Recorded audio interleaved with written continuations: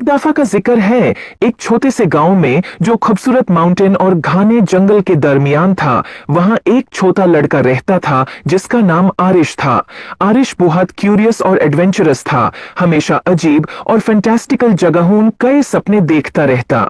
एक दिन गांव के किनारे की सैर करते हुए उसने एक रास्ता देखा जो उसने पहले कभी नहीं देखा था।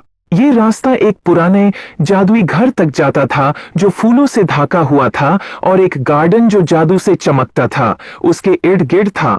आरिश खूफ और जोश से घर की तरफ बढ़ता है।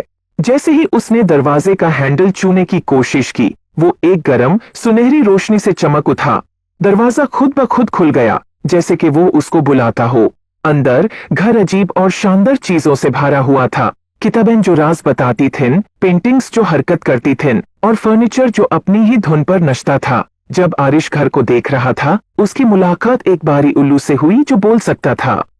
उल्लू का नाम ओलिवर था। ओलिवर ने आरिश को समझाया कि ये घर जादू की एक दुनिया है और ये किसी ऐसे शख्स का इंतजार कर रहा था जिसका दिल पाक होता कि उसके राज मालूम हो सकें। घर का अपना एक मैजिक था जो अपना जादू उन लोगों से शेयर करना चाहता था जो इसके लायक थे।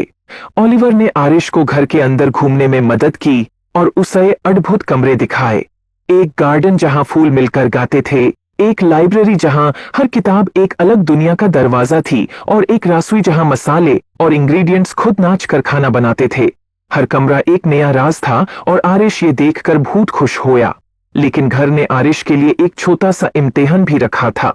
घर के सबसे गहराई हिस्से में एक ताला लगा हुआ कमरा था जो सिर्फ वो खोल सकता था जो सच्चे दिल से जादू पे यकीन करता हो। ओलिवर ने आरिश को एक चाबी दी और कहा कि अपने दिल पर भरोसा करो। आरिश ने गहरा सांस लिया और ताला के सामने गया, चाबी डाली और घूमे।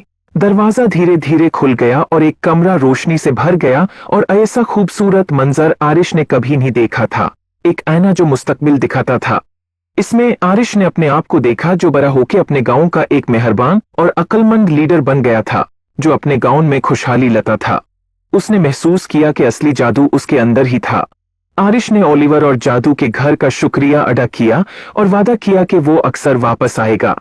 और इस तरह आरिश और जादू का घर सबसे अच्छे दोस्त बन गए और उनकी दोस्ती ने गांव में सलोन तक जा